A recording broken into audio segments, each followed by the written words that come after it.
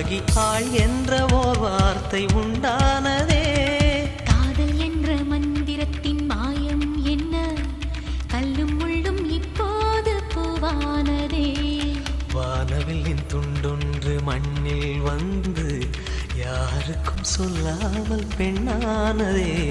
தென்மேற்கு பருவ